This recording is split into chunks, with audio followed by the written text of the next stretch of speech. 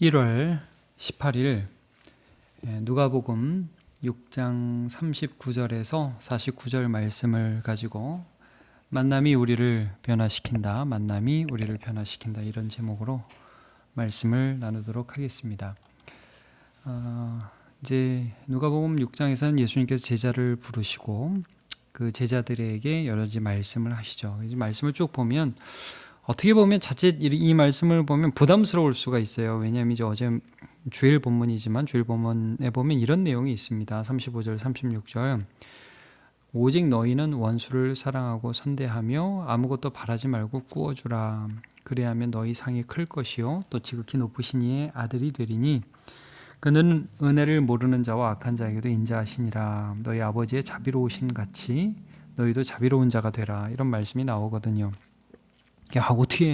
어떻게 원수를 사랑하고 또 선대하고 바라지 않고 꿔주냐, 부담스러울 수 있죠. 근데 이제 예수님의 이 말씀을 보면 예수를 믿는다는 것, 예수님의 제자가 된다는 것, 예수님을 따른다는 것이 우리의 삶에 어떤 변화를 가져올 수 있느냐를 말씀하고 있어요. 그러니까 예수님을 따르는 자 안에는 기본적으로 이런 게 있다는 거예요.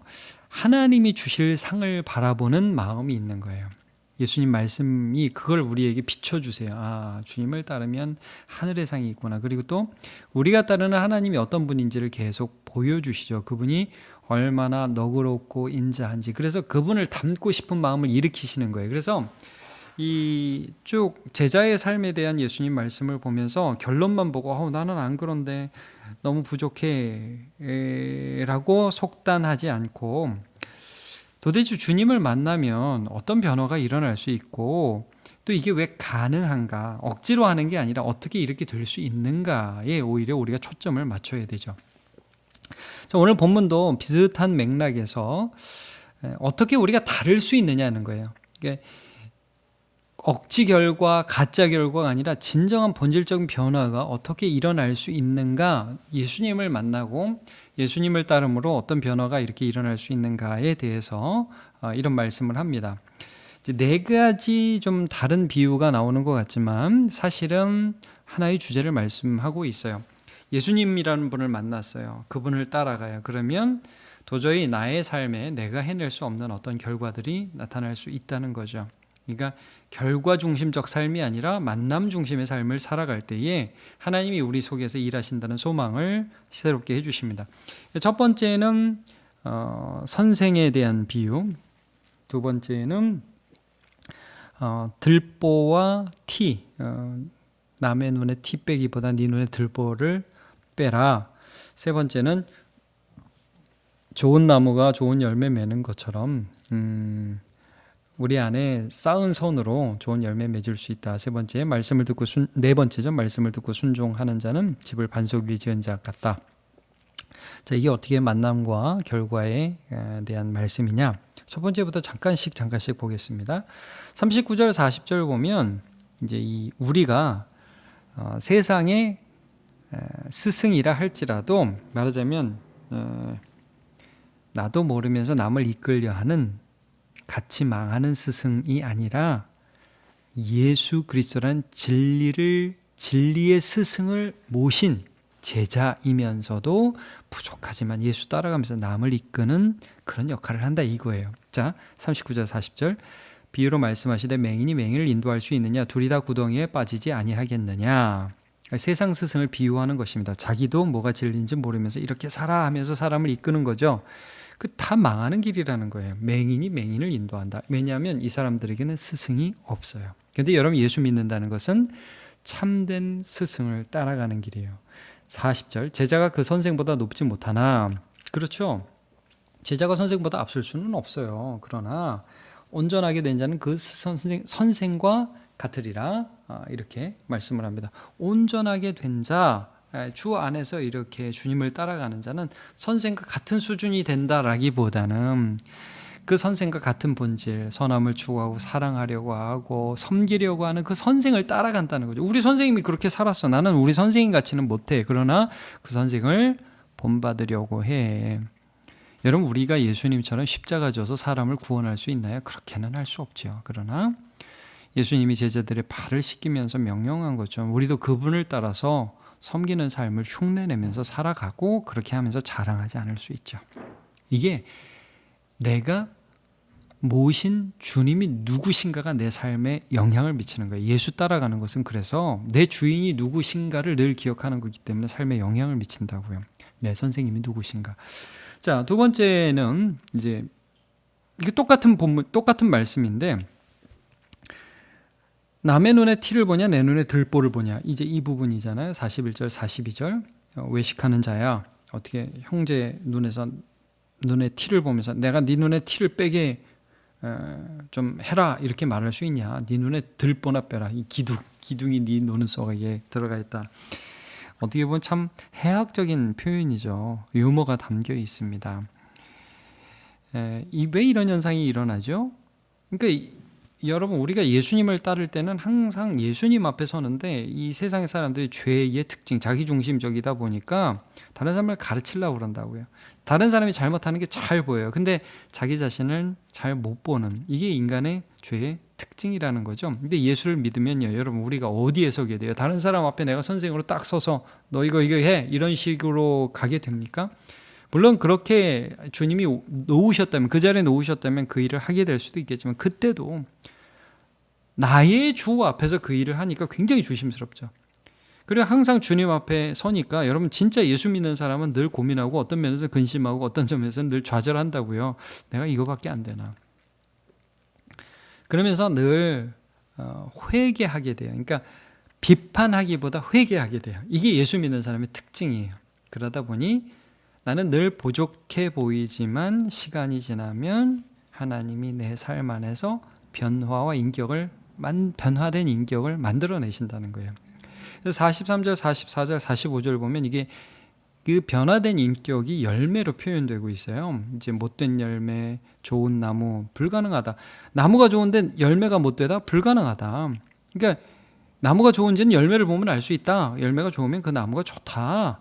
마찬가지다. 사람도 그 마음에 예수님 말씀, 여기 보면 45절에 이런 말씀이 있잖아요. 선한 사람은 마음에 쌓은 선에서 선을 내고, 여러분, 마음에 우리가 어떻게 선을 쌓아요?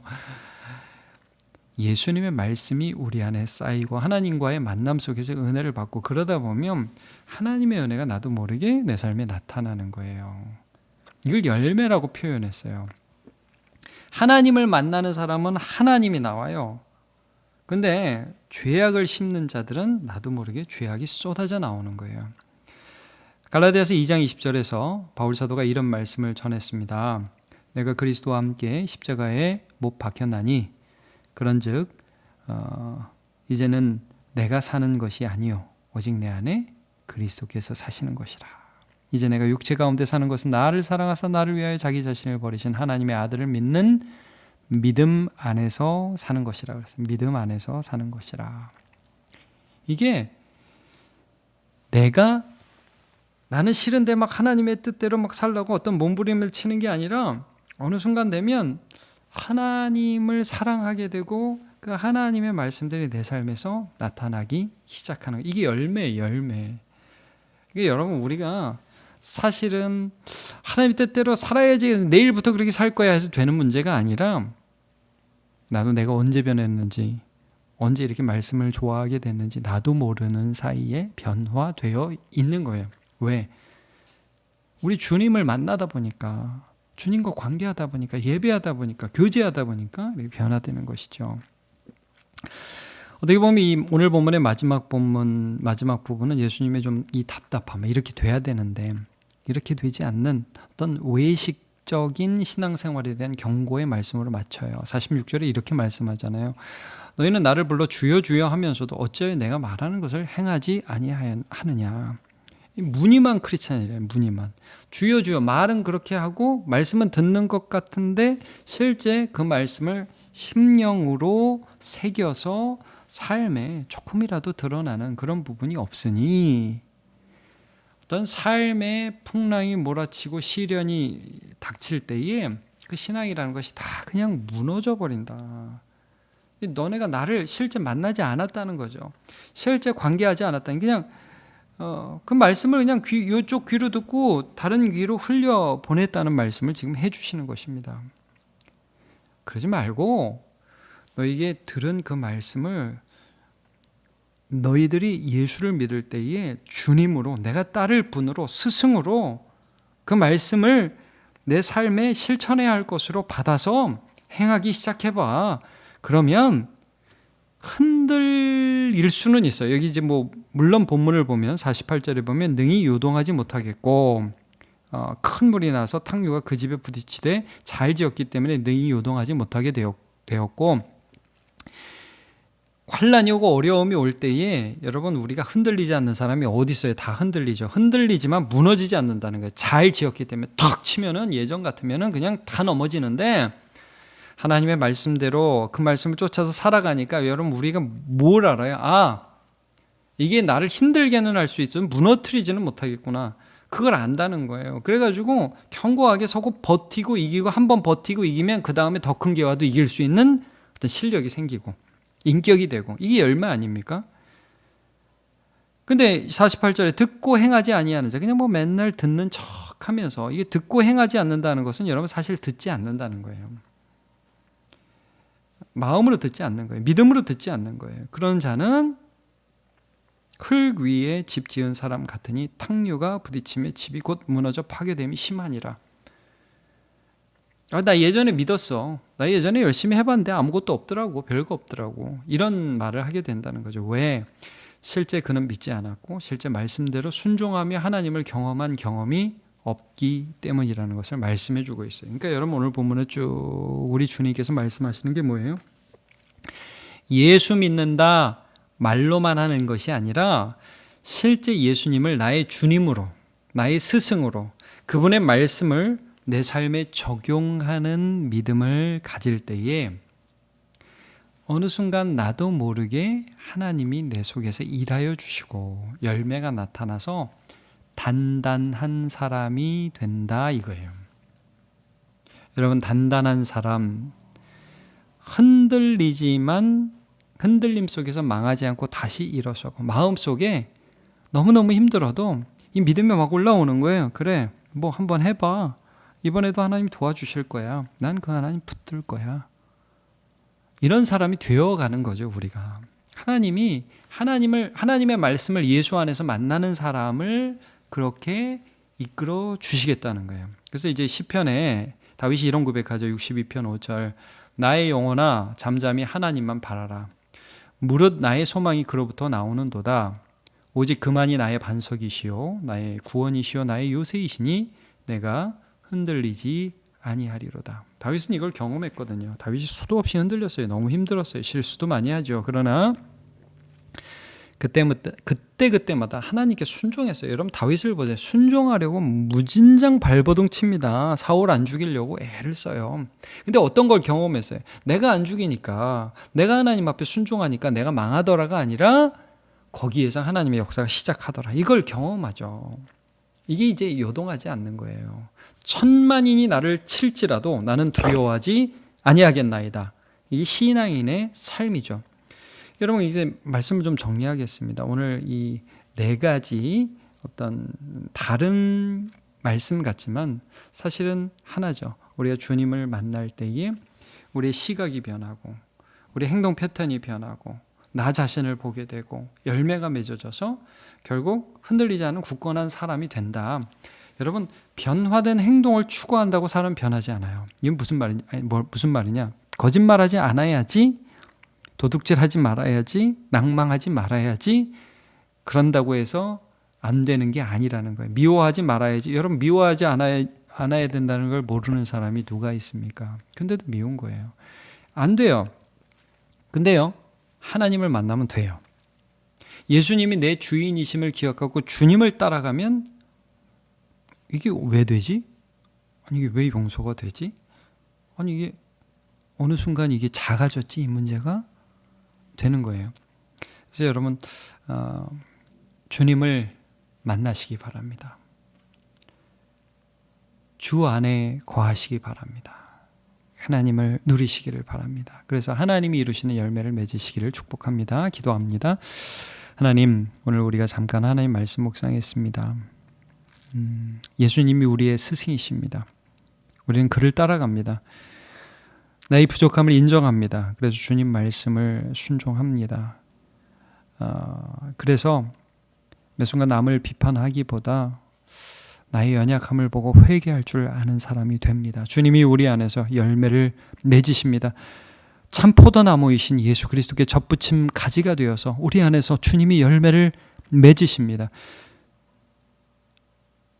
풍랑이 치고 파도가 치고 집에 부딪혀서 우리를 삼키려고 할 때도 우리는 압니다. 우리의 기억 속에, 우리의 삶 속에 예수를 따라서 예수께 순종해 보았더니 죽는 것 같지만 살아나고 넘어지지만 일어나고 불안하지만 평안히 그 불안을 뚫고 올라오는 것을 경험합니다.